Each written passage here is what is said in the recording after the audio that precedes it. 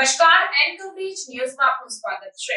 અમદાવાદ શહેરની સંકલન સમિતિની બેઠક યોજાઈ ત્યારે વિવિધ મુદ્દાઓને લઈને ધારાસભ્ય અમિત શાહ તેમજ ધારાસભ્ય કૌશિક જૈન દ્વારા રજૂઆત કરવામાં આવી। કેટલીક જગ્યાએ 100% સહકારીના વિસ્તારમાં એવું કહેવામાં આવે છે કે લાયસન્સની પ્રક્રિયા ઓનલાઈન છે, એને કારણે આ વિસ્તાર માંસાહારીઓ કે શાકાહારીઓને જાણ કર્યા સિવાય અધિકારીઓ એને લાયસન્સ આપી દેતા હોય છે।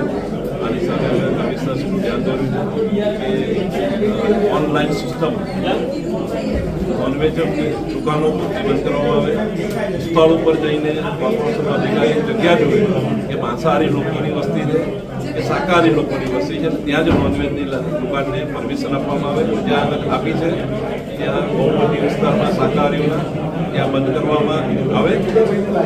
કોર્પોરેશનમાં વિસ્તારમાં ભરાતા પાણી માટે 1800ની 2 મોટી લાઈનો નાખવામાં આવે અને કન્સલ્ટન્ટ નિમણૂક પણ થઈ ગઈ છે।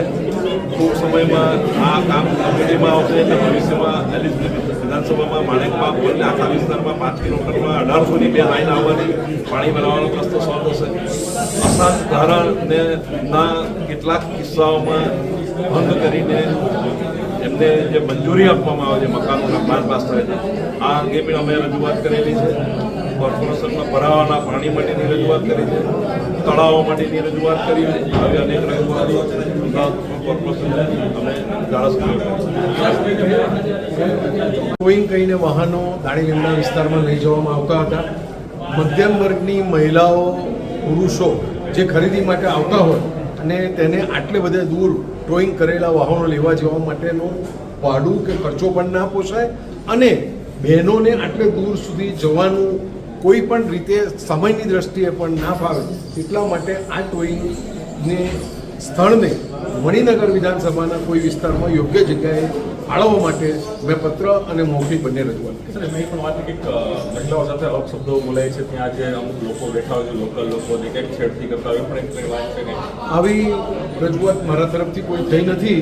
જેણે આ વાત કરી હોય એને પોતાને કદાચ અનુભવ થયો અને એનો વિસ્તાર એવો હોય તો કદાચ માની શકાય કે આવું થતું હશે। મેં આવી કોઈ રજૂઆત કરી।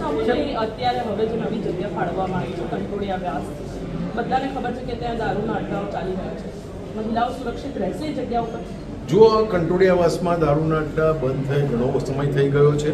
આખો પ્લોટ સાફ સફાઈ કરી એને બાઉન્ડ્રી કવર દિવાલથી કવર કર્યા બાદ જ ત્યાં આગળ ટોઈંગ સ્ટેશન ઊભું થવાનું છે। બંને ડીસીપી ટ્રાફિક અને ડીસીપી દક્ષિણ ઝોને આ જગ્યાની મુલાકાત લીધી છે, એટલે એવું ટોઈંગ સ્ટેશન બનાવશે કે જેને ચારે બાજુથી કવર કરેલું હોય અને સુરક્ષિત અને સારી રીતે પાર્ક થઈ શકે એવી જગ્યા સિલેક્ટ કરો। સાહેબ, આના સિવાય અન્ય કોઈ મુદ્દાઓ જે તમારા મત વિસ્તારમાં હોય અને આપણે સંકલન સમિતિને રજૂઆત કરેલી હોય? ઘણા બધા વિસ્તારો તળાવોના ડેવલપમેન્ટ સમયસર થાય, તળાવો ભરાય, વરસાદી પાણી જલ્દીથી ઉતરી જાય, વરસાદ પહેલાં ડ્રેનેજ પમ્પિંગ સ્ટેશનો, સ્ટોમ વોટર પમ્પિંગ સ્ટેશનો અપગ્રેડ થાય, રસ્તાઓ સારા બને, આવી બધી જ રજૂઆતો જે લોકો ઉપયોગી છે તે અમે અવારનવાર સંકલનમાં કરીએ। ધારાનો જે મુદ્દો હતો, અસંધારાનો અમલ ચુસ્તપણે થવો જોઈએ। કોઈ પણ કોર્પોરેશન કોઈ પણ પ્લાન મંજૂર કરે બિલ્ડિંગનો તો તેના માલિક કોણ છે અને પ્લાન મંજૂર થઈ ગયા બાદ માલિક બદલાઈ જાય તો એ પ્લાન કેન્સલ કરવો જોઈએ। બીજું, સિટી વિસ્તારમાં ગેરકાયદેસર જે આમલેટ ઈંડાની જે લારીઓ ઊભી હોય છે તે તાત્કાલિક ધોરણે બંધ કરાવી અને ગેરકાયદેસર મટનની દુકાનો જે છે હાલ એ તાત્કાલિક ધોરણે બંધ કરાવી અને જે કાયદેસર મટનની દુકાન છે પણ તેઓ ગેરકાયદેસર મટન વેચતા હોય તો તેની ચેકિંગ કરીને તેના સામે કડકમાં કડક પગલાં લેવા તેવી મેં રજૂઆત કરી છે। કૌશિકભાઈ, તમારા મત વિસ્તારમાં જૂના મકાનો આવેલા છે, તેની સાથે આ પ્રકારની કોઈ તમે રજૂઆત કરી એ પણ મહત્વની બની જાય છે, અને પહેલાં આપણા તરફથી કોઈ પ્રયાસ થયા છે આ જ રજૂઆતને લઈને અને કોઈ કાર્યવાહી ન થઈ હોય? રથયાત્રા આવતી હોવાથી આપણા વિસ્તારના અંદર દરિયાપુર વિધાનસભા ક્ષેત્રમાં જે પણ જર્જરિત મકાનો છે તેનું ચેકિંગ કરીને તાત્કાલિક ધોરણે જે પણ પગલાં લેવાના થાય એ લેવાની મેં સૂચના આપી છે, જેથી કરીને ગઈ રથયાત્રામાં જે બનાવ ગંભીર બને તો એવો ના બની શકે અને આ અંગે સખતમાં સખત કાર્યવાહી કરવી જોઈએ એવા સૂચના. ખાસ કરીને તમે નોંધની વાત કરી અમિતભાઈ, આપણા પણ ધારાસભ્ય પણ કહ્યું કે અમુક સહકારી વિસ્તાર એટલે સારા જે વિસ્તારો છે આંબાવડ એવા વિસ્તારોમાં પણ ધમધમી રહ્યા છે, તો ખરેખર આ લોકો સામે એક્શન કઈ રીતે કોર્પોરેશન લેવા જોઈએ? કોર્પોરેશનને કડકમાં કડક પગલાં લેવા જોઈએ. લારીઓ ઉઠી જાય એ લારીઓ પણ જમા કરી લેવી જોઈએ. બીજા દિવસે લોકો આવી જાય તો એ લારીઓ જમા કરીને જે વ્યક્તિને પકડીને તેના સામે પોલીસ કેસ પણ દાખલ કરીને ગુનો દાખલ કરવો જોઈએ. એકવાર, બે વાર અને ત્રીજી વાર જ્યારે આમાં પકડાય તો તેના સામે જેટલી કડકમાં કડક કાર્યવાહી થાય તે કરવી જોઈએ. મંદિરના પરિસરની પણ વાત કરી, અને મંદિરની આજુબાજુ વિસ્તારોમાં નોનવેજ કે પાનના ગલ્લા હોય તે. અને આજે અમદાવાદ મ્યુનિસિપલ કોર્પોરેશનના કમિશનર તરફથી જે દર મહિને મિટિંગ રાખવામાં આવે છે MP MLAની આજે મિટિંગ હતી. અમદાવાદ મ્યુનિસિપલ કોર્પોરેશનના અંદર જે પ્રમાણે જે સત્તાધીશો સત્તા પર બેઠા છે એ લોકોને ખાસ પ્રજાના અંદર શું તકલીફ પડી રહી છે, પ્રજાની શું સમસ્યા છે એ અત્યારે આજે જ્યારે મિટિંગના અંદર પોતે ભારતીય જનતા પાર્ટીના ધારાસભ્ય અને ભારતીય જનતા પાર્ટીના સંસદ સભ્ય પણ આજે હાજર હતા, તેમને રજૂઆત કરી. અમદાવાદ મ્યુનિસિપલ કોર્પોરેશનના અંદર મારી રજૂઆત હતી કે છેલ્લા ઘણા સમયથી વાડીલાલ હોસ્પિટલ જે ગરીબો માટેની હોસ્પિટલ છે, ગરીબોની જે હોસ્પિટલ છે OPDના અંદર સવારે લોકો દર્દી જાય છે ત્યારે ડૉક્ટર તેમને દવા લખીને આવે છે કે જઈને તમે બારી પરથી આ દવા લઈ આવો. છેલ્લા 6 મહિનાથી સતત મને લોકો કહે છે કે ભાઈ જે દવા ડૉક્ટર લખીને અમને આપે છે અને જ્યારે કોર્પોરેશનના જે VS હોસ્પિટલના સ્ટોરમાં અમે જઈએ છીએ ત્યારે એ દવા અમને મળતી નથી. આજે મ્યુનિસિપલ કમિશનરશ્રીને મેં રજૂઆત કરી કે આ દવાઓનું લિસ્ટ છે અમારા પાસે કે આટલી બધી દવાઓ જે પેશન્ટને લખીને આપે છે ડૉક્ટર એ દવા ત્યાં મળતી નથી. એટલે મારી રજૂઆત હતી કે તાત્કાલિક બધી આ દવાનો સ્ટોક ગરીબો માટેની જે ફાળવવામાં આવે જેથી કરીને લોકો લઈ શકે. બીજું કે SVP હોસ્પિટલની વાત કરી કે SVP હોસ્પિટલના અંદર જે 1500 બેડની હોસ્પિટલ બનાવેલી છે અને વડાપ્રધાન નરેન્દ્રભાઈ મોદીનું સપનું હતું કે આ હોસ્પિટલ ગરીબો માટેની સેવા માટે ખાસ ઉપયોગી થાય. પરંતુ SVP હોસ્પિટલના અંદર આપને કહું કે આજે આટલી મોટી હોસ્પિટલના અંદર 200 બેડ માંડ મુશ્કેલથી ભરાતા હોય છે. આજે એક સમયમાં વાડીલાલ હોસ્પિટલના અંદર ઓછામાં ઓછા રોજ 50થી વધારે એમ્બ્યુલન્સ દર્દીઓને લઈને આવતી હતી. આજે SVP આટલી મોટી હોસ્પિટલના અંદર પાંચ એમ્બ્યુલન્સ પણ જે દર્દીઓને લઈને નથી આવતી. એટલે જે તંત્ર આટલું મોટું હોસ્પિટલ બનાવેલું છે, કરોડો રૂપિયાનું ખર્ચ થયું છે અને કરોડો રૂપિયાનું દર મહિને ખર્ચ થાય છે, જેટલી ત્યાં સિક્યોરિટી છે એના જે પેશન્ટ દાખલ નથી હોતા એનાથી વધારે ત્યાં સિક્યોરિટી છે. એટલે જે પ્રમાણે લાઇટનું બિલ દર મહિને આવે છે, તો આજ આટલી મોટી હોસ્પિટલ બનાવ્યા પછી ગરીબ લોકોના માટે જે આપણે જે સપનું હતું વડાપ્રધાનશ્રીનું એ આજે સાકાર નથી થયું.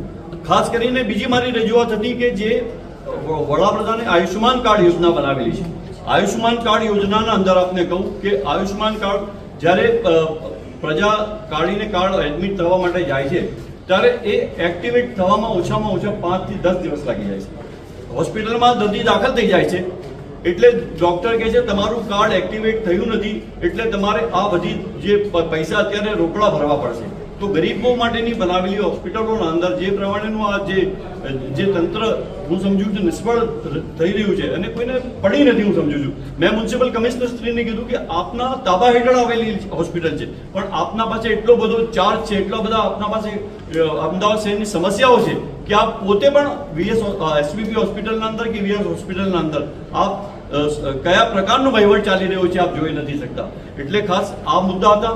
બીજું ચોમાસું છે, વરસાદના અંદર જે પ્રમાણે પાણી ભરાઈ જાય છે, કરોડો રૂપિયાનો આપણે ખર્ચ કરીએ છીએ, નવા રોડ બનાવીએ છીએ, રોડ ધોવાઈ જાય છે, એ બધાની અંદર અત્યારે અમદાવાદ શહેરના નગરજનોને તકલીફ ના પડે એ તમામ કોર્પોરેશનના અધિકારીઓ અહીંયા હાજર હતા, તેમને અમે કીધું છે. બીજું અમદાવાદ મ્યુનિસિપલ કોર્પોરેશન તરફથી જે ગ્રીનર ઝાડ વાવવાની વાત છે એમાં ખાસ કરીને તમામ ઝોનોના અંદર તમામ વિસ્તારોના અંદર પણ નવા જે પ્લાન્ટેશન કરવાના છે એ થાય. બીજું કે ખાસ કરીને જે અમદાવાદ મ્યુનિસિપલ કોર્પોરેશનના અંદર બંધ પડેલી શાળાઓ છે તેનો ઉપયોગ ખરેખર થાય. અને ખાસ કરીને મારા વિધાનસભા વિસ્તારની હું વાત કરું કે જયશંકર સુંદરી હોલ છેલ્લા ઘણા સમયથી બંધ છે, એનો ઉપયોગ લગ્નના હોલ, કોમ્યુનિટી હોલ તરીકે થાય. બીજું કે જે આજે મારી એક રજૂઆત દર વખતે હતી ને આજે પણ મેં કરી કે કોર્પોરેશનનો મોટો પ્લોટ છે, 5 એકરનો પ્લોટ સુએજ ફાર્મમાં આવેલો છે, ગુજરાત એગ્રો પાસે છે. અને ગુજરાત એગ્રો પાસે એ પ્લોટ છે પણ એમાં ગેરકાયદેસર લોકો દબાણ કરી ગયા છે. 25 કરોડ રૂપિયાનો જેટલો મોંઘો પ્લોટ છે પણ કોર્પોરેશન એ સંભાળી નથી શકતી. એને બાઉન્ડ્રી કરવા માટે આવે જેથી કરીને આપણો પ્લોટ કોર્પોરેશનનો બચી શકે. અમદાવાદ મ્યુનિસિપલ કોર્પોરેશન દ્વારા 1 સપ્ટેમ્બર 2023થી અમદાવાદ શહેરમાં CHCD અંતર્ગત પોલિસી લાગુ પાડવામાં આવેલી છે અને તેનો ચુસ્તપણે અમલ અત્યાર સુધી અમદાવાદ મ્યુનિસિપલ કોર્પોરેશન દ્વારા કરવામાં આવ્યો છે. જેના ભાગરૂપે હાલમાં શહેરના મોટાભાગના રસ્તાઓ પરથી રખડતા પશુઓનો ત્રાસ ખૂબ જ ઓછો થયો છે. આજ રોજ સવારના સમયે કેન્ટોનમેન્ટ એરિયાની આજુબાજુ રસ્તા ઉપર રખડતા પશુઓ હોવાના સમાચાર પ્રાપ્ત થયા. તે અન્વયે ઉત્તર ઝોનની જે ટીમ હતી તે તપાસ માટે ત્યાં ગઈ હતી અને સ્થાનિક જે પશુ માલિકો હતા તેમની સાથે ઘર્ષણનો એક બનાવ બન્યો હતો. જે અનુસંધાને સાઈબાગ પોલીસ સ્ટેશનમાં FIR કરાવી અને આગળની જે कार्यवाही છે તે कार्यवाही प्रगति में। अन्य खबरों के लिए चैनल को सब्सक्राइब कीजिए। खबरों का नोटिफिकेशन पाने के लिए बेल आइकॉन को जरूर दबाएं।